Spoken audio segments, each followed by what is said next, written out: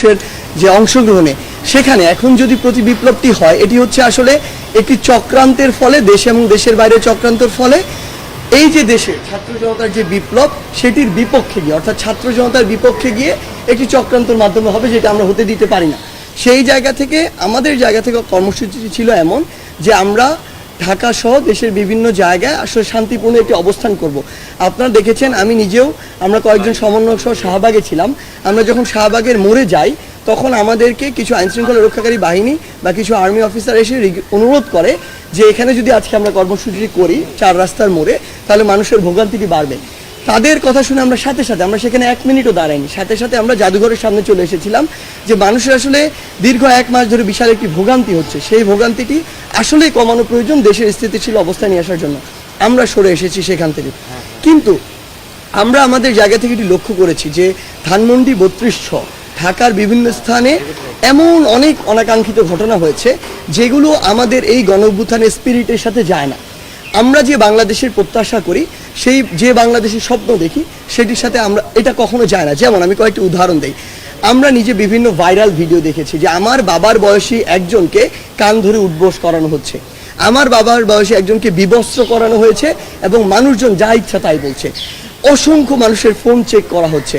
আমি দেখেছি আমার মায়ের বয়সী একজনের গায়ে হাত তোলা হয়েছে।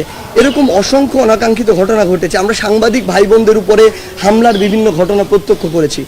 আমাদের জায়গা থেকে স্পষ্ট কথা, যেই স্পিরিটটিকে সামনে রেখে আমরা এই গণবিপ্লবটি করেছি, 16 বছরে যে নির্যাতন, নিপীড়ন কিংবা মানুষের যে প্রকাশ করার, যে কোনো অনুভূতি প্রকাশ করার, কথা বলার যে অধিকারটি ছিল, সেটি যে হরণ হয়েছিল, এই সব কিছু দুর্নীতি থেকে শুরু করে নিপীড়ন, অত্যাচার, এগুলোর বিরুদ্ধে গিয়ে কিন্তু এই গণবিপ্লব। এটার কারণ ছিল যে আমরা আসলে এমন কিছু একটা, এমন নতুন একটা বাংলাদেশ চাই, যেই বাংলাদেশে আসলে সবাই সবার কথাটি বলতে পারবে, সবার মত প্রকাশ করতে পারবে, যে যে ধারায় বিশ্বাসী সে অনুযায়ী কাজ করতে পারবে এবং তার এই স্বাধীনতাটি থাকবে। আমরা আওয়ামী লীগের সময় বিগত 16 বছরে যে বিষয়গুলো দেখেছি, যে আপনি আওয়ামী লীগ ছাড়া অন্য যে কোনো দল যদি করতেন, আপনাকে মামলা দিয়ে হয়রানি করা হয়েছে, কিংবা আপনাকে একটি মিটিং করতে দেওয়া হয় নাই, আপনাকে জেলে কিংবা আদালতে চক্কর কাটতে হয়েছে। এই সামগ্রিক বিষয়গুলো আমরা আমাদের জায়গা থেকে বিশ্বাস করি যেগুলো হওয়া উচিত না। কিন্তু গতকালকে আমরা এমন বেশ কিছু চিত্র দেখেছি যেই জায়গাগুলোতে আসলে স্টুডেন্টদের কিছু পার্টিসিপেশন ছিল। আমরা জানি না যে ওই স্টুডেন্টরা আসলে কোন মতাদর্শ ধারণ করে, ইভেন আমরা তাদেরকে এখানে আসলে ডিফাইনও করতে পারবো না। কিন্তু আমাদের বৈষম্য বিরোধী ছাত্র আন্দোলনের প্ল্যাটফর্মের আমরা সকলে একসাথে বসে কথা বলেছি, যখন রাতে আলোচনা করেছি, আমরা আমাদের জায়গা থেকে স্পষ্ট বলি, আমরা খুঁজছি যে এগুলোর সাথে আমাদের কোনো সমন্বয় কিংবা সহসমন্বয় যুক্ত আছে কিনা। আমাদের জায়গা থেকে স্পষ্ট ডিসিশন, আমরা খুঁজে তথ্য প্রমাণের ভিত্তিতে যদি সিঙ্গেল একজন সমন্বয় বা সহ সমন্বয় পুরো বাংলাদেশে পেয়ে থাকি, এটার সাথে যুক্ত কোনোভাবে, আমরা তৎক্ষণাৎ তাকে আমাদের ওই কমিটি থেকে, ওই টিম থেকে বহিষ্কার করব। এটা আমাদের প্রথম ডিসিশন। দ্বিতীয় ডিসিশন ওই জায়গাটিতে আমাদের, যে এরকম কাউকে যদি আমরা পাই যেই ঘটনাগুলো অতিরঞ্জিত হয়েছে, আসলে ওই ঘটনার সাথে সম্পৃক্ত, এবং ভবিষ্যতে যদি এমন অতিরঞ্জিত কোনো ঘটনা হয়, তাহলে এই রিলেটেড সকলকে আইনের মাধ্যমে, কারণ তারা মানবাধিকার লঙ্ঘন করেছে, তারা যে কাজটি করেছে, মানে একজন মানুষকে বিবস্ত্র করা থেকে শুরু করে গায়ে হাত তোলা, এগুলো কোনোদিন আইনসঙ্গত নয়। সেই জায়গা থেকে তাদের আইনগত ব্যবস্থা নেওয়ার জন্য যা করা প্রয়োজন, একটি প্রেশার গ্রুপ হিসেবে বৈষম্য বিরোধী ছাত্র আন্দোলন সেই কাজটি করবে। এবং আমাদের যেমন 2 জন ছাত্র প্রতিনিধি আসলে অন্তর্বর্তীকালীন সরকারে রয়েছে, সেই জায়গাতেও তাদের মাধ্যমে যেভাবে বিচার নিশ্চিত করা যায়, আমরা সেই কাজটি করব।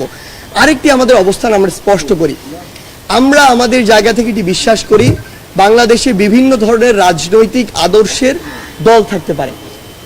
2013 সালে আমরা দেখেছিলাম হেফাজতে ইসলাম যখন তাদের মতিঝিলে এই যে সমাবেশটি করেছিল, ওই সময়ে পুলিশকে কাজে লাগিয়ে, পুলিশকে অপব্যবহার করে, আওয়ামী লীগ তার ক্ষমতার অপব্যবহার করে অসংখ্য আলেম ওলামাদেরকে কান ধরে উঠবস করিয়েছিল। সেই সচিত্র ছবি এবং ভিডিও এখনো আমাদের কাছে আছে। আওয়ামী লীগ যা করেছিল তার ফল আওয়ামী লীগ এখন ভোগ করছে, ভবিষ্যতে ভোগ করবে। কিন্তু সেম কাজটি আওয়ামী লীগ যাওয়ার পরে আরেকজনের যদি ওই নির্যাতকের ভূমিকা অবতীর্ণ হয়, সেটি আমরা কখনো মেনে নিব না। সেটির জন্য আমরা কখনো এই যে গণঅভ্যুত্থানটি হয়েছে সেটি কখনো করিনি। আমাদের জায়গা থেকে স্পষ্ট বার্তা, ওই 15ই আগস্টে ওই ধানমন্ডি 32-এ কেউ যদি আসলে তার শক্তি পালন করতে চায়, একটি ফুল দিতে যেতে চায়, আমরা তাকে আমাদের জায়গা থেকে বাধা দিতে পারি না। এটি তার ব্যক্তিগত জায়গা। সবচেয়ে বড় কথা হচ্ছে এই স্বাধীন বাংলাদেশে যখন যে ক্ষমতা এসেছে তখন শুধুমাত্র তার যে সুপ্রিম যে মানুষটি ছিল তাকে শ্রদ্ধা জানানো হয়েছে, বাকিদেরকে শ্রদ্ধা জানানো তো দূরের কথা বরং ছোট করা হয়েছে। আমরা বিগত আওয়ামী লীগের সময় দেখেছি বঙ্গবন্ধুকে কিংবা শেখ মুজিবুর রহমানকে বঙ্গবন্ধু থেকে শুরু করে যত বিশেষণে বিশেষায়িত করা যায় সেগুলো করা হয়েছে এবং অতিরঞ্জিত অনেক ঘটনা নিজের মন মতো করে বানানো হয়েছে, ইতিহাস সাজানো হয়েছে। অপরদিকে আমরা যদি দেখি শেরে বাংলাকে ফজলুল হক, মাওলানা আব্দুল হামিদ খান ভাসানী, হোসেন শহীদ সোহরাওয়ার্দী, জিয়াউর রহমান থেকে শুরু করে তাজউদ্দিন আহমেদ পর্যন্ত এই মানুষগুলো যতটুকু ন্যূনতম সম্মান প্রাপ্য কিংবা ইতিহাসের যে জায়গাটুকু তারা ধারণ করে সেটুকুও তাদেরকে দেয়া হয়নি। আমরা বিশ্বাস করি আমাদের জায়গা থেকে এই যে মানুষগুলো রয়েছে আসলে বাংলাদেশের ইতিহাস নিয়ে কথা বললে যেই মানুষদের অবদান একদম অনস্বীকার্য, তাদের প্রত্যেককে তাদের যতটুকু অবদান ছিল এর জন্য তাদের স্মরণ করতে হবে। কাউকে ইচ্ছাকৃতভাবে রাজনৈতিক উদ্দেশ্যে ছোট করা যাবে না। আমরা যতটুকু জিয়াউর রহমান যতটুকু সম্মান প্রাপ্য তাদেরকেও আমাদের ততটুকু সম্মান দিতে হবে। একইভাবে শেখ মুজিবুর রহমান যতটুকু সম্মান তার প্রাপ্য তাকেও ততটুকু সম্মান দিতে হবে। তার যে কাজগুলো সমালোচনা যোগ্য আপনি সমালোচনা করেন, এটা নিয়ে আমার বিন্দুমাত্র আপত্তি নেই।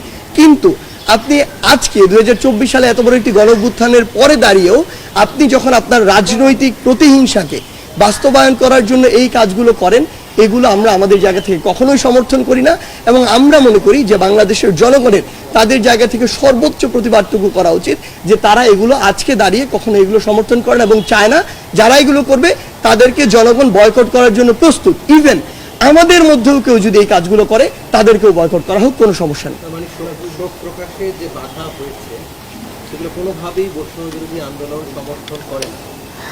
আমরা স্পষ্ট করে কিন্তু এই কথাটি বলেছি।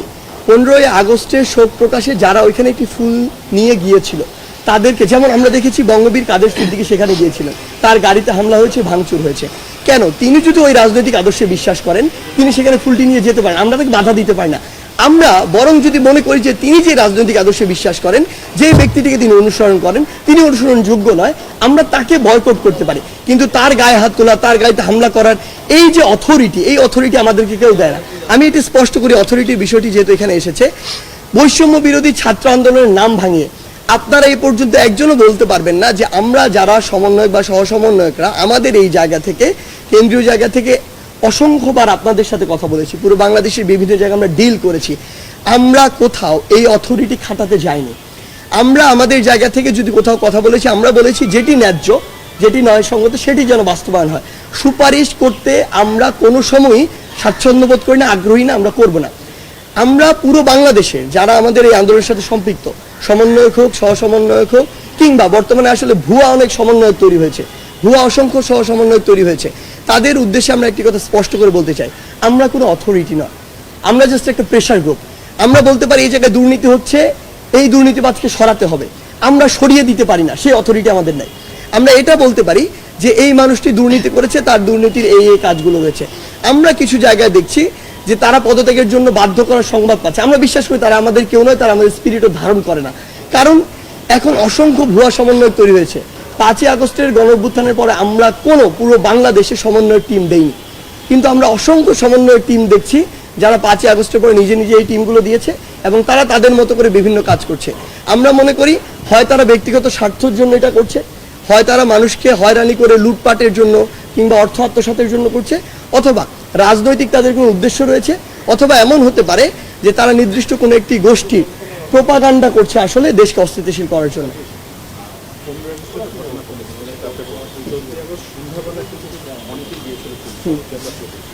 তখন তার উপরে হামলা হয়, তখন আসলে আপনার ব্যাপারটা জানতেন, তখন আসলে কেন কিছু বলা হলো না যে আগামীকাল যদি কেউ যেও থাকে বা আপনার আইন শৃঙ্খলার একটা একটা করে নিরাপত্তা জোরদার করার জন্য তাহলে প্রতিহত করার বিষয়টি কেন এসেছিল এটি একটু বলবেন। আর হচ্ছে তাহলে কেন আগে থেকে বলা হলো না, কেউ যদি ফুল দিতে চায় অনায়াসে ফুল দিতে পারবে, কিন্তু নৈরাজ্য করা। আচ্ছা ঘটনাটা ঘটে গেল, ঠিক আছে। আমি এটার সাথে আরেকটা একটু বলতে, আগস্ট রাতেই আমরা দেখেছি বিভিন্ন জায়গায় হলে এবং সিচুয়েশন হলে বলা যে ডিজে করা হয়েছে, এটা আসলে কতটুকু যৌক্তিক হয়েছে এবং সেই ডিজে 32 নম্বর পর্যন্ত গিয়েছে। তখন থেকে তো মনে হচ্ছিল যে আপনার সবাই আসলে অন্যদিকে যাচ্ছে। ঢাকা বিশ্ববিদ্যালয়ে একটা হলে ছাত্ররা এরকম করবে বলে আমার বিশ্বাস হয়। ঢাকা বিশ্ববিদ্যালয়ের ছাত্র আমরা আপনাকে মানে বাইরে কেউ এসে করেছে হলে? না, সেটাই বলতেছি, তারা এইভাবে মানে কিভাবে সম্ভব সূর্য সেন হলের মতো জায়গায় এবং আপনাদের আচ্ছা বুঝছি, আমি বলি শোন। এই বিষয়গুলো আসলে আচ্ছা, প্রথম কথা হচ্ছে 14 অগাস্টে যে ওখানে যে ঘটনাগুলো হয়েছে, আপনি বললেন যে কেন আমরা ওপেন স্পেসটি দিইনি। দেখুন, এই মুহূর্তে দাঁড়িয়ে আসলে আমাদের কাছে অসংখ্য তথ্য রয়েছে যে বর্তমানে মানে এখনও সেই চেষ্টাটি চলছে বিভিন্ন দেশের, শুধু না দেশের বাইরে থেকে বিভিন্ন এজেন্সির মাধ্যমে, বিভিন্ন রাষ্ট্রের একদম রাষ্ট্রীয় মদদে অসংখ্য অর্থ খরচ করার মাধ্যমে দেশে একটি প্রতি বিপ্লব ঘটনার, যেই প্রতি বিপ্লবটি একদম আমাদের স্পষ্ট তথ্য রয়েছে, যেই প্রতি বিপ্লবটি আসলে জনতার বিপক্ষে যাচ্ছে, ছাত্র সমাজের এই যে বিপ্লবটি হচ্ছে তার বিপক্ষে যাচ্ছে। এখন আমাদের অবশ্যই সচেতন থাকতে হবে। আমরা ওপেন স্পেস ছেড়ে দিয়ে সেখানে যদি হাজার হাজার মানুষ যারা এই চক্রান্তটি করছে, আসলে এরকম অসংখ্য মানুষ রয়েছে। আমরা দেখেছি 5ই অগাস্টে যখন সরকার তখনকার স্বৈরাচার সরকার পদত্যাগ করে গিয়েছে, তাহলে আপনারা আমাকে এটি বলতে হবে যে এরপরে কেন আমার এই দেশে স্নাইপার দিয়ে শুট করে মানুষ মারা হলো, কেন চানখারপুল থেকে শুরু করে শহীদ মিনার কিংবা বাড্ডা কিংবা উত্তরায় অসংখ্য মানুষের মারা গিয়েছিল। তার মানে যখন তিনি পদত্যাগ করে চলে গিয়েছেন, তারপরও আসলে এই যে চক্রান্তটি সেটি শেষ হয়নি। তারা চেয়েছিল অস্থিতিশীল অবস্থা তৈরি করতে। আমাদের জায়গাটা হচ্ছে এটি যে 1-2 জন মানুষ ব্যক্তি হিসেবে গিয়েছে, তাকে বাধা দেওয়া হচ্ছে, এটি আমরা সমর্থন করি না। কিন্তু শেষ করি কিন্তু দলীয়ভাবে যে অবস্থানটি তারা তাদের জায়গা থেকে যেটি প্রত্যাশা করছিল যে সবাই মিলে করবে, এটি আইন শৃঙ্খলা রক্ষাকারী বাহিনীর পক্ষ থেকে এই মেসেজটি ছিল, গোয়েন্দা বিভাগের পক্ষে এই মেসেজটি ছিল যে এরকম বড় একটি আবার রিভার্স ম্যাসাকার তারা করার চেষ্টা করতে পারে। সেই জায়গা থেকে আমাদের ওই বিষয়টি ছিল যে ওইটুকুর জন্য আমরা সতর্ক অবস্থানে থাকবো, ওই রকম অবস্থানটাকে আমরা সমর্থন করি না। এখন যে কথাটি বলা হচ্ছে এখানে মানে ওনার জায়গা থেকে যে সূর্য সেন হলে এটি হয়েছিল, দেখুন শিক্ষার্থীরা এই যে আন্দোলনটি করেছে, আওয়ামী লীগের কিছু অন্ধ ভক্ত ছাড়া বাংলাদেশের যত % মানুষ আছে সবাই এটার সাথে সরাসরি যুক্ত ছিল। এখানে সকলে বিভিন্ন আদর্শে বিশ্বাসী। অনেক শিক্ষার্থীদের আমরা দেখেছি, সূর্য সেন হলের সকল শিক্ষার্থী যে এটাতে পার্টিসিপেট করছে ব্যাপারটা এমন নয়। আমরা তো এইসব হলে থাকি, অন্যান্য হলে কোনো হলে দেখেছেন, মানে বাকি 17টা হলে এরকম কোনো কাজ হয় না। সো ওই হলে কিছু অতি উৎসাহী শিক্ষার্থী শোক দিবসকে কেন্দ্র করে করেছে না, ব্যক্তিগত জায়গা থেকে করেছে, এমন একটি কাজ করেছে। ইভেন 32-এও এটি হয়েছে। আমরা সরাসরি বিভিন্ন টকশোতে বলেছি, মিডিয়াতে বলেছি, এই বিষয়টিকে আমরা সমর্থন করি না। মানে আমাদের তারা একটি শোক পালন করছে, আমরা তাদের সাথে সমর্থন করি না। আমরা মনে করি না যে এই রাষ্ট্রীয় শক্তি তারা যেভাবে পালন করছে এটি হওয়া উচিত। কিন্তু তারা যদি ব্যক্তিগত জায়গা থেকে যতটুকু পালন করতে চায়, ওইটুকুতে ন্যূনতম রেসপেক্ট আমাদের শো করা উচিত। আমাদের অবস্থানটি হচ্ছে এটি। অর্থাৎ মানে বিগত সময়গুলোতে আমরা যেটা দেখে এসেছি বাংলাদেশ 16 বছরে, যে কেউ একটি কাজ যখন ক্ষমতায় থাকে শুধু তারটি এস্টাবলিশ, বাকি সব কিছু না। আমরা এটা চাই না। সবাই সবার মতো করে লিমিটের মধ্যে থেকে যতটুকু করা উচিত ততটুকু তারা করবে, এবং ওই রেসপেক্টটুকু আমাদের তাদের প্রতি শো করতে হবে। আমাদের অবস্থান হচ্ছে এটা। আমরা একটু বলি যে এখন যেটা শেষে বললেন আপনি, এখন আসলে কেউ ক্ষমতায় নেই, ক্ষমতায় আছে আমরা, মানে আপনারা মানে আমরা। সেই জায়গা থেকে আপনারা এতগুলো নেতার নাম বললেন, বঙ্গবন্ধু আওয়ামী লীগের বঙ্গবন্ধু না, বাংলাদেশের বঙ্গবন্ধুতে আপনাদের সম্মান করা দরকার ছিল কিনা, আপনারা নিজেরা গিয়ে ফুল দিতে পারতেন কিনা, সেটা আপনারা কেন করলেন? আর যদি স্পেসিফিকলি সেখানে যদি কেউ ফুল দিতে যেয়ে থাকে, ছাত্র সমাজ 32-এ ছিল, যেহেতু আপনাদের অবস্থান করার কথা ছিল, ছাত্র সমাজ কেন তাদের প্রোটেক্ট করলো না? তারা শুধু ফুল দিতে গেছে, শুধু ফুল দিবে, তাদেরকে অ্যাটাক করা হলো, তারা কেউ কিছু বললো না কেন? আচ্ছা ভাই, মানে দেখুন, আমি আপনাকে একটা স্পষ্ট করে কথা বলি। কথাটা হচ্ছে মানে আপনি যদি দায় দিতে চান, দায় আমাদের সবাইকে নিতে হবে। দায় আপনাকেও নিতে হবে, আমিও নিব, আওয়ামী লীগও নিবে, প্রত্যেকটা দল নিতে হবে বাংলাদেশে। এই দায় কোনোদিন একদিনে তৈরি হয় না। এই দায় 16 বছরে তৈরি হয়েছে। আমরা দেখেছি 16 বছরে পুরো বাংলাদেশের প্রত্যেকটি সেক্টর কিভাবে চুপ ছিল, কিভাবে ক্ষমতার অপব্যবহারের ফলে তারা তাদের জায়গা থেকে তাদের যে ভূমিকাটা পালন করা ছিল কেউ করেনি। এই যে জনবিস্ফোরণটি আপনি দেখছেন, যেটি হয়েছে 16 বছর পরে এই জায়গাটিতে দাঁড়িয়ে, এটি ঘটার পরে এখন সবাই সবার জায়গা থেকে যত কিছু বলার বলছে। 16 বছর ধরে যদি এই মানুষগুলো তাদের জায়গা থেকে কথা বলতো, বিষয়টি এ পর্যায়ে কখনো যেত না। যদি দায় নেয়, আমাদের সবাইকে দায় নিতে হবে। আমি এটাতে একদম দ্বিমত করবো না এই জায়গা থেকে।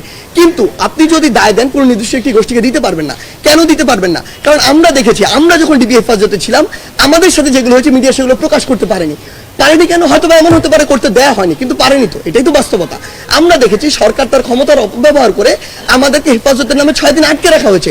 একটা মানুষকে 24 ঘন্টার বেশি জিজ্ঞাসাবাদের জন্য কোনদিন আটকে রাখা যায় না।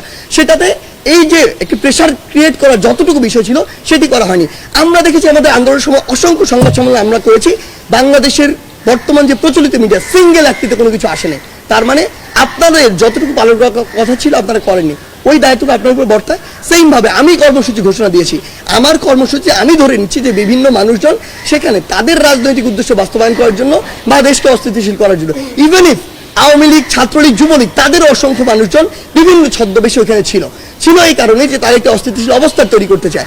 আপনি দেখেছেন এই যে সংখ্যালঘুর বিষয়টি নিয়ে পুরো বাংলাদেশ যখন অস্থিতিশীল হচ্ছিল, আপনি যখন ঘেটে দেখেছেন, রিপোর্টে দেখেছেন যে ওই সময়টি তো তারা ছাত্রলীগ, আওয়ামী লীগ, যুবলীগ নিজেরাই ওই মন্দির ভেঙেছে। আমরা এরকম অসংখ্য রিপোর্ট দেখেছি। যখন পিছনের দিকে গিয়েছি আমরা দেখেছি তারা বিভিন্ন বাড়িতে হামলা করেছে, ভাঙচুর করেছে। রিজন কি? রিজন হচ্ছে তারা একটি অস্থিতিশীল অবস্থা তৈরি করতে চায়। সো আলটিমেটলি এই যে দায় দেওয়ার বিষয়টি আমরা বিশ্বাস করি এই জায়গায় দায়টি আমাদের সবার।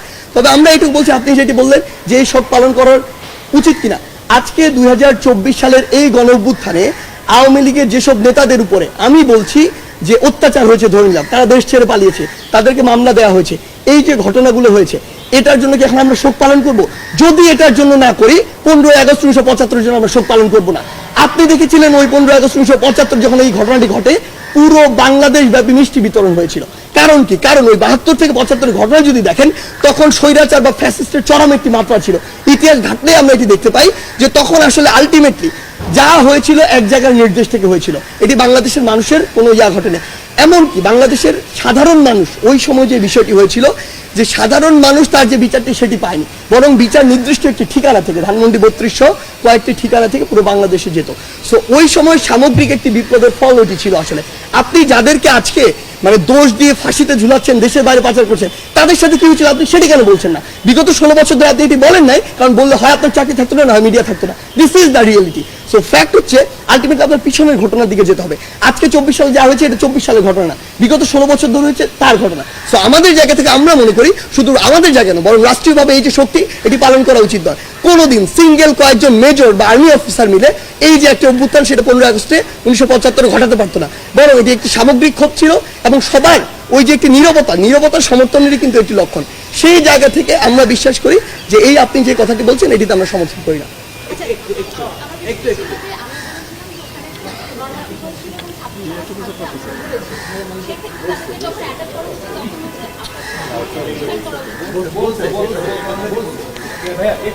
দরকার নেই এত রাজার পরে আমাদের এই আন্দোলনে, বৈষম্যবিরোধী ছাত্র আন্দোলনে আপনাদের ডাকে আমরাও মাঠে ছিলাম, সাংবাদিকদের কভার করেছি, তারপরে আমরা আমাদের মতো করে অংশগ্রহণ করেছি। এখন যখন বৈষম্যবিরোধী ছাত্র আন্দোলনে নানা কর্মসূচি বিতর্কিত হয়, ফেসবুকে আমাদের ডিফেন্স করতে এটা আমাদের কষ্ট হয়, আমরা কিভাবে ডিফেন্স করবো? এখন আমাদের কথা যে আন্দোলন তো শেষ হয়ে, এখন আমরা দেখছি যে ট্রাফিক পুলিশের 7 দিন আমরা সবাই দিয়ে বলেছি যে ছাত্রদের ভূমিকা অসামান্য। এখন যারা আছে তারা নানা রকম ভাবে কর্মসূচি করছে, সেটা ঠিক কিনা? আবার দেখা যাচ্ছে নানা অভিযান করছে, আরো অন্য কিছু করে বসবে। আপনারা কিভাবে পারবেন? আচ্ছা, হ্যাঁ বুঝছি। আমি একটা জিনিস স্পষ্ট করে বলি, ছাত্র সমাজ এই সংকটের সময় যেটি করেছে সেটার জন্য তাদেরকে আমরা ধন্যবাদ জানাই ফার্স্ট। সেকেন্ডলি, ছাত্র সমাজ রাস্তায় থাকা কখনো একটা দেশের স্থিতিশীল অবস্থার পরিচয় না। ইভেন পুলিশ তাদের যেখানে দায়িত্ব পালন করার কথা, ট্রাফিকের জায়গাটির কথা যদি বলি, সেখানে না থাকা এটাও স্থিতিশীল অবস্থার পরিচয় না। সো দিন শেষে আমরা যদি মনে করি যে আমাদের দেশকে একটি স্থিতিশীল অবস্থার দিকে যাওয়া প্রয়োজন, সেই জায়গা থেকে আসলে যার যে জায়গায় দায়িত্ব তার সেই জায়গায় ফিরে যাওয়া উচিত। আমাদের জায়গা থেকে স্পষ্ট বার্তা আমরা দেখছি যে প্রত্যেক দিন বিভিন্ন জায়গায় ধীরে ধীরে যারা পুলিশ রয়েছে তারা আসলে তাদের দায়িত্বে ফিরে আসছে। সেই জায়গায় ছাত্র সমাজের প্রতি আমাদের একদম সরাসরি আহ্বান এবং স্পষ্ট আহ্বান, আমাদের পুরো বৈষম্য বিরোধী ছাত্র আন্দোলনের পক্ষ থেকে স্পষ্ট বার্তা, যেখানে যখন পুলিশের কোনো একটি টিম বা ট্রাফিকের টিম, আইন শৃঙ্খলা রক্ষাকারী বাহিনীর টিম আসবে, তাদেরকে তাদের দায়িত্বটি বুঝে দিয়ে ছাত্র সমাজকে সেখানে সরে যেতে হবে। আপনারা যে দায়িত্বটুকু পালন করেছেন সেটির জন্য আপনাদের ধন্যবাদ, কিন্তু এটি আপনাদের দায়িত্ব না। আপনাদেরকে তাদের জায়গাটি বুঝিয়ে দিয়ে সরিয়ে যেতে হবে এবং আপনাদেরকে অবশ্যই শিক্ষা প্রতিষ্ঠানে ফিরে যেতে হবে, আপনাদের ক্লাসে ফিরে যেতে হবে, পড়ায় ফিরে যেতে হবে। এবং আমরা মনে করি বৈষম্য বিরোধী ছাত্র আন্দোলন আসলে এরকম কোনো কিছুকে প্রমোটই করে না যে কেউ একজন কোনো একটি হোস্টেলে গিয়ে সার্চ করবে, কেউ একজন কোনো একটি আবাসিক হোটেলে যাবে, কিন্তু কেউ একজন কোনো একজন প্রফেসরকে জোর করে নামিয়ে দিবে। আমরা এগুলোকে সমর্থন করি না, বরং আমরা মনে করি আমরা এগুলোর দাবি জানাতে পারি এবং অথরিটি সিদ্ধান্ত নিবে যে এটি করবে কিনা, এবং অবশ্যই এটি তদন্তের ভিত্তিতে হওয়া উচিত। আমি মনে করি, আমি একটি অভিযোগ করলাম যে বাংলাদেশের 64 জন ডিসি এবং এসপিকে পদত্যাগ করাতে হবে, কিন্তু বাংলাদেশের 64 জন ডিসি এসপি যদি করাপ্টেড থাকতো তাহলে বাংলাদেশ চলতো না। আমরা বিশ্বাস করি অনেক ভালো ডিসি এসপিও ছিল বলেই বাংলাদেশটি চলেছে, খারাপভাবে চলুক আর ভালোভাবে চলুক চলেছে। সেই জায়গা থেকে অবশ্যই এই অভিযোগ করলাম আর সবাইকে পদত্যাগ করতে হবে বা করাতে হবে ব্যাপারটা এমন নয়। বরং এখানে একটি সুষ্ঠু তদন্ত হওয়া উচিত। যারা এগুলোর জন্য দায়ী, সে ডিসিএসপি হোক আর একজন কনস্টেবল হোক, তাদেরকে ওই দায়টি নিতে হবে এবং তাদের ওই উপযুক্ত শাস্তিটি দেওয়া উচিত। পুরো বাংলাদেশের ছাত্র সমাজের জন্য স্পষ্ট বার্তা, আমরা কোনো অথরিটি না, আমরা একটি প্রেশার গ্রুপ। আমরা আমাদের দাবিটি তুলে ধরতে পারি, আমরা দুর্নীতিবাজদের অপসারণের জন্য, ক্ষমতার অপব্যবহারকারীদের অপসারণের জন্য দাবি তুলতে পারি, কিন্তু এটি করতে বাধ্য আমরা করতে পারি না। আচ্ছা স্যার, আমার প্রশ্নটা হচ্ছে যে বেগম রোকেয়া বিশ্ববিদ্যালয়ের যে বৈষম্য বিরোধী ছাত্র আন্দোলন কমিটি, সেটা বিলুপ্ত ঘোষণা করা হয়েছে, আর ঢাকা বিশ্ববিদ্যালয়ের বিভিন্ন ভর্তিত আপনাদের যে বৈষম্য বিরোধী প্ল্যাটফর্ম, সেটা প্রয়োজনীয়তা ছাত্ররা অনুভব করছে না। তো এই বিষয়ে আপনাদের কি মতামত আছে জানাবেন? আর আপনারা যদি বৈষম্য বিরোধী ছাত্র আন্দোলন এই কমিটিটা বিলুপ্ত করেন, তাহলে কি আপনারা নতুন কোনো দল গঠন করার চিন্তা ভাবনা করছেন? দেখুন, আপনি যে কথাটি বললেন, আমার মনে হয় এই কথাটি অল্প কিছু মানুষের একটা রিপ্রেজেন্টেশন, এবং হয়তো এই রিপ্রেজেন্টেশনটা গতকালকের কিছু অপ্রত্যাশিত ঘটনার ভিত্তিতে আপনার কাছে এসেছে। আমাদের জায়গা থেকে স্পষ্ট কথাটি হচ্ছে এরকম যে আমরা আসলে বর্তমানে অনেক মানুষ, বাংলাদেশের মানে বিশাল একটা সংখ্যা আমরা এখন দেখতে পাচ্ছি, হঠাৎ করে আওয়ামী লীগ বিলুপ্ত হয়ে যাওয়ার ফলে, বিলুপ্ত বলতে আমি এমনটি বোঝাচ্ছি ক্ষমতার পতন হওয়ার ফলে, যখন বর্তমানে কি অন্তর্বর্তীকালীন সরকার রয়েছে, বিশাল একটি সুবিধাবাজ গোষ্ঠী, যারা সবসময় সবার আসলে যখন যেখানে পায় তখন সেখানকার খায়, এমন চরিত্রের বিশাল একটি গোষ্ঠী এখন আসলে, তার আগে ছিল ছাত্রলীগ, যুবলীগ, আওয়ামী লীগ, এখন একটি নতুন রূপ ধারণ করেছে। নতুন রূপটি হচ্ছে তারা ভুয়া সমন্বয়ক সহ সমন্বয়ক হয়ে উঠেছে, ভুয়া আন্দোলনকারী হয়ে উঠেছে। তারা তাদের জায়গা থেকে বিভিন্ন কমিটি তৈরি করে, আমরা এমনও পেয়েছি যে উত্তরা 12 নম্বর সেক্টরে নাকি একটি কমিটি হয়েছে, যারা মসজিদে গিয়ে মসজিদ কমিটিকে পদত্যাগ করতে বলেছে। অথচ আমরা বিশ্ববিদ্যালয় ভিত্তিক শুধু কমিটি দিয়েছিলাম আমাদের জায়গা থেকে, শিক্ষা প্রতিষ্ঠান ভিত্তিক।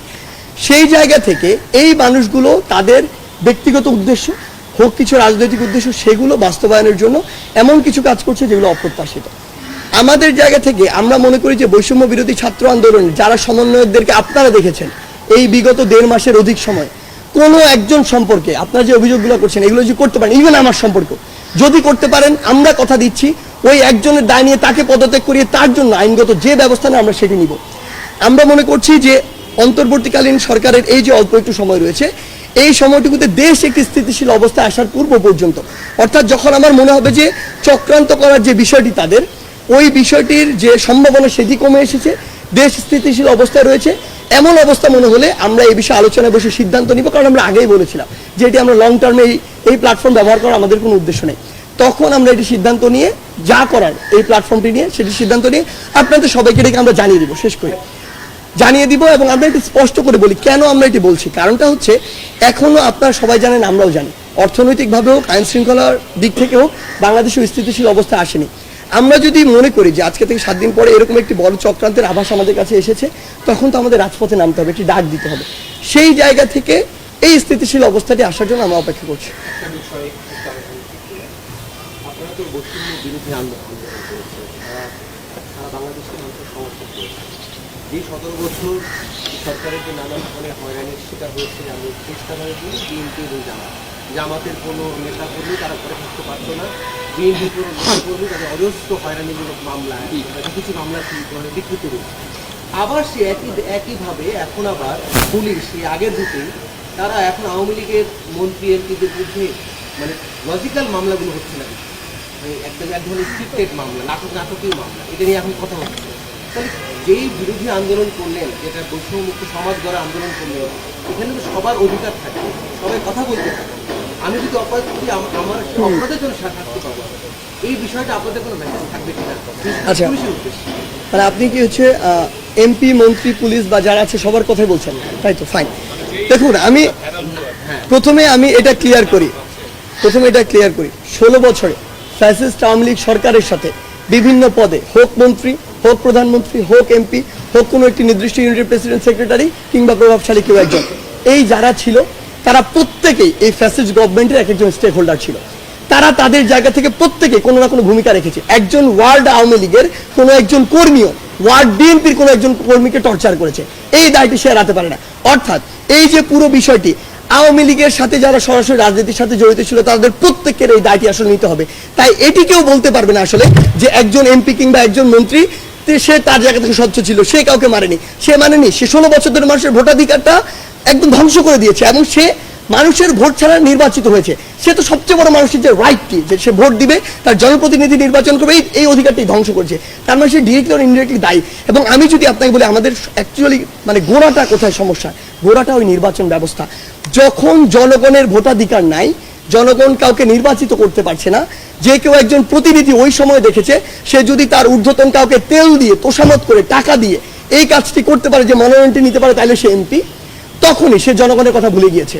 আলটিমেটলি জনগণের ভোট তার প্রয়োজন হয় না, সেই জায়গা থেকে তার ইচ্ছা মতো কাজ করেছে। সে ওই জায়গায় 100 কোটি খরচ করেছে, সে জনগণের সম্পদ 1000 কোটি লুটপাট করেছে। আলটিমেটলি তাকে জনগণের কাছে জবাবদিহি করতে হয় না এটার জন্য, এবং জনগণকে ভোটের জন্য ফেস করতে হয় না। সো ওই যে গোড়ার সিস্টেমটি, ওই সিস্টেমটির জন্য আসলে আওয়ামী লীগের যারা সরাসরি ছিল, যারা পিছন থেকে সামনে থেকে মদত দিয়েছে, প্রত্যেকজন দায়ী। এবং আমি বিশ্বাস করি যে প্রত্যেকজনের বিরুদ্ধে অন্তত এই ভোটাধিকারটি নষ্ট করার জন্য এবং এটিকে সাপোর্ট দেওয়ার জন্য মামলা করা উচিত। শেষ একটু জানাবেন যে এই আওয়ামী লীগের যাদের কথা বললেন তাদের বাইরে আপনারা নিজেরাও আসলে আপনারা প্রশাসনের যারা ঊর্ধ্বতনরা আছেন তারা দেশের ভেতরে আছেন, তারা কোথায় আছেন আমরা যেমন জানি, আপনারা রাষ্ট্রের ভেতরে ঢুকে গেছেন, আপনারাও জানেন। এদের গ্রেপ্তার না দেখানোর ফলন আর ফিডব্যাকটা যেটা হচ্ছে এখন তারা প্রশাসনে আসছে, তারা শুধু মেসেজ পাচ্ছে, আপনারা চাপ দিচ্ছেন না। প্রশাসন বলতে আপনি কি আমলাতন্ত্র বোঝাচ্ছেন? না, প্রশাসন বলতে আমি আগুনের কথা বলছি, আমি আমাদের আইজিপির কথা বলছি, কমিশনার, এরা তো দেশে আছে, এদেরকে কেন আপনারা বলছেন না যে আটক করা হোক, গ্রেপ্তার করা হোক? আপনাদের মুখে আচ্ছা, আমি আপনাকে স্পষ্ট করে বলি, হয়তো মানে আমরা ইন্ডিভিজুয়াল জায়গা থেকে, ইন্ডিভিজুয়াল জায়গা বলতে এরকম অফিসিয়াল সংবাদ সম্মেলন হয়তো এই কোয়েশ্চেনটা আসে না, আপনি প্রথম করলেন, হয়তো ওই উত্তরটা আমাদের জায়গা থেকে আসে না, কিন্তু ইন্ডিভিজুয়াল জায়গা থেকে আমরা বারবার বলেছি বাংলাদেশের 16 বছরে এমন একটা ট্রেডিশন তৈরি হয়েছিল, ঊর্ধ্বতন পদ, সেটা প্রশাসন থেকে শুরু করে বাংলাদেশের স্বায়ত্তশাসিত বলেন প্রত্যেকটি প্রতিষ্ঠানে ঊর্ধ্বতন পদগুলো তো ওই মানুষগুলোই ছিল যারা শুধুমাত্র ওই ফ্যাসিস্ট গভর্নমেন্টকে সার্ভ করেছে। This is the reality. So ওই জায়গা থেকে আমরা মনে করি ওই জায়গাটুকুতে যারা ছিল আসলে তাদের প্রত্যেকের বিরুদ্ধে প্রথমে এনে তাদের বিরুদ্ধে একটি তদন্ত করা উচিত, জিজ্ঞাসাবাদ থেকে শুরু করে একদম আইনি কাঠামোতে যা হওয়া উচিত প্রত্যেকটি জায়গায় সেটি করা উচিত। এবং সত্যি বলতে শুধু ওই ঊর্ধ্বতন জায়গায় নয়, অধস্তন যে জায়গাগুলোতে রয়েছে সবগুলোতে এটি হয়েছে। এখন কথা হচ্ছে আমাদের জায়গা থেকে আমরা এটি স্পষ্ট দাবি জানিয়েছি। আমরা যখন অন্তর্বর্তীকালীন সরকার বিভিন্ন উপদেষ্টাদের সাথে কথা বলেছি, আমরা এটি স্পষ্ট করেছি। তাদের কথা ছিল 16 বছরের এত বড় একটা ল্যাক অফ মানে সিস্টেম, এটা কোনোদিন আপনি 16 দিন স্ট্যাবলিশ করতে পারবেন না, এটার বিচার প্রক্রিয়া 16 দিনে শুরু হতে পারে না। আপনি দেখেন যে যেই জায়গাগুলো সবচেয়ে বড় বড় ওইগুলোতে কাজ অলরেডি শুরু হয়েছে। আপনি পুলিশের আইজিপি বলেন, এটা থেকে শুরু করে সচিবালয়ের বিভিন্ন সচিবগুলোর কথা বলেন, কিংবা আরো অসংখ্য জায়গা, গোয়েন্দা বিভাগের বিভিন্ন যারা আয়না ঘর থেকে শুরু করে মানুষকে হেনস্থ করা, গুম করা, খুন করা, নির্যাতন করা, তুলে নিয়ে যাওয়া, এই জায়গাগুলোতে যারা লিড দিয়েছিল তাদের অবশ্যই প্রায়োরিটি লিস্ট রয়েছে এবং ওই প্রায়োরিটি লিস্ট অনুযায়ী আস্তে আস্তে যাবে। এখনো এই অভ্যন্তরীণ যে হচ্ছে আমাদের সরকার, সেটি হচ্ছে গঠনের, কিন্তু অন্তর্বর্তীকালীন সরকার গঠনের 16 দিনই হয়নি। সো আমাদের এটি অলওয়েজ এই প্রেশারটি রয়েছে অফিসিয়ালি এবং আনঅফিসিয়ালি, এবং আশা করি খুব দ্রুততম সময়ের মধ্যে আপনারা এটি দেখতে পাবেন। ভাই এরপরে আরেকটা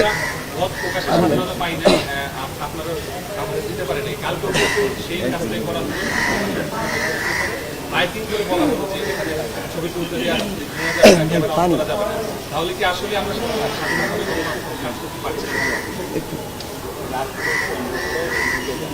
ইমার্জেন্সি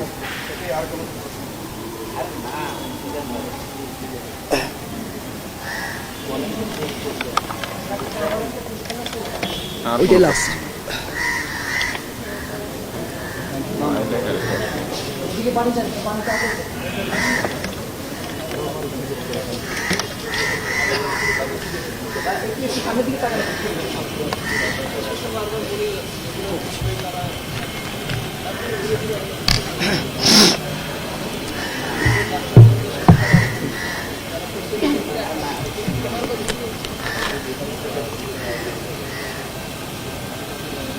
আচ্ছা, আপনি যে প্রশ্নটি করেছিলেন, যেদিন 5 আগস্ট ওই গণঅভ্যুত্থানটি ঘটেছিল, ওই গণঅভ্যুত্থানের পরে একটি টিভি চ্যানেলে গিয়ে সমন্বয়কদের মধ্যে প্রধান 7-8 জন আমরা এখানে ছিলাম, আমাকে জিজ্ঞাসা করা হয়েছিল কেমন একটি বাংলাদেশ আপনি দেখতে চান।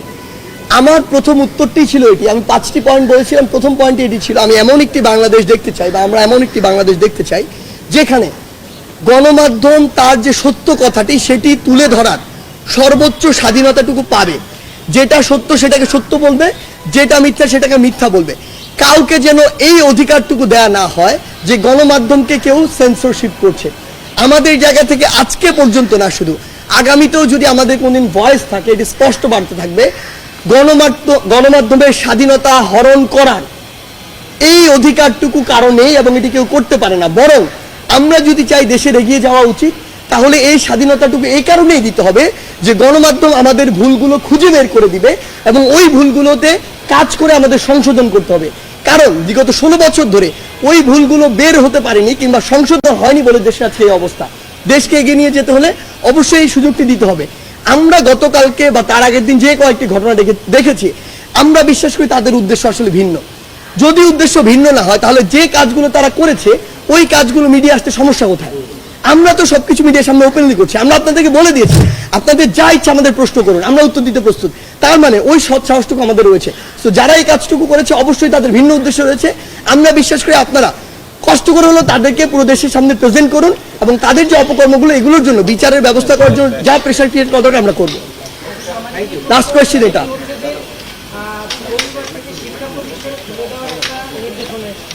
সারা দেশের শিক্ষার্থীরা তো আপনাদের কাছে মনোযোগ দিয়ে এই শিক্ষার্থীদের প্রতি কি আসলে আপনাদের কোনো বার্তা আছে কিনা, শিক্ষার্থীদের ফিরে যাওয়া এই ধরনের কিছু কি হবে? এটার সাথে একটু সাবজেক্ট যোগ করি। কি মনে হয় যে বিশ্ববিদ্যালয়ের ক্লাস শুরুর পরিবেশ শিখতে কতদিন লাগতে পারে বা এখন আসলে পরিবেশটা আপনারা কাকে ডিসি হিসেবে যাচ্ছেন? আচ্ছা, প্রথমটা দিয়ে শুরু করে আমার মনে হয় প্রথমটা আনসার আমি অলরেডি দিয়ে ফেলেছি একবার, যে আমরা আমাদের জায়গাতে স্পষ্ট মনে করি দেশকে স্থিতিশীল অবস্থার দিকে যদি আমরা নিয়ে যেতে চাই, যার যেটি কর্মক্ষেত্র বা যার যেটি জায়গা আমাদের সেই জায়গায় ফিরে যেতে হবে স্টেবল হওয়ার জন্য। সো শিক্ষার্থীদের প্রতি আমাদের অনুরোধ যে আর আসলে রাস্তায় নামার প্রয়োজন নেই। আমরা পুলিশের জায়গা থেকে বিভিন্ন জায়গা থেকে এই কথাটি শুনছি যে পুলিশের কিছু সদস্য হয়তো তাদের জায়গা থেকে একটি আনকমফোর্টেবল সিচুয়েশনে রয়েছে, যে তারা যদি হয়তো দায়িত্বটিতে আসে, স্টুডেন্টরা তাদের জায়গা থেকে কি না কি করে, এরকম একটা আনকমফোর্টেবল সিচুয়েশন রয়েছে। আমরা স্টুডেন্টদের এই মেসেজটি দেখেছি। আমরা গতকালকে এটি দেখতে আসলে আমরা নারায়ণগঞ্জ পর্যন্ত গিয়েছিলাম, অন্য একটি কাজে গিয়েছি, এই বিষয়গুলো পর্যবেক্ষণ করেছি। আমরা দেখেছি সেখানে যখন পুলিশ এসে দাঁড়ালো, স্টুডেন্টরা আসলে তাদের সাথে হ্যান্ডশেক করছে, স্বাগত জানাচ্ছে। সো অনেক জায়গায় আমাদের মেসেজটি পৌঁছে গিয়েছে। আমরা স্টুডেন্টদেরকে স্পষ্টভাবে বলি যে আমাদের ভাই বোনেরা তারা যেটি করেছে জাতির সংকটে, এটার জন্য তাদেরকে ধন্যবাদ। এখন তাদেরকে আসলে পড়ার টেবিলে ফিরে যেতে হবে, কারণ দিন শেষে আমরা যদি দেশকে এগিয়ে নিয়ে যেতে চাই, আমাদের একটি শিক্ষিত তরুণ প্রজন্ম প্রয়োজন, আসলে একটি ইন্টেলেকচুয়াল তরুণ প্রজন্ম প্রয়োজন যারা বাংলাদেশকে এগিয়ে নিয়ে যাবে। সেই জায়গা থেকে সবার প্রতি অনুরোধ আমরা যেন ক্লাসে ফিরে যাই। ডিসি কি হবে? ডিসি এই বিষয়ে আমি দিব।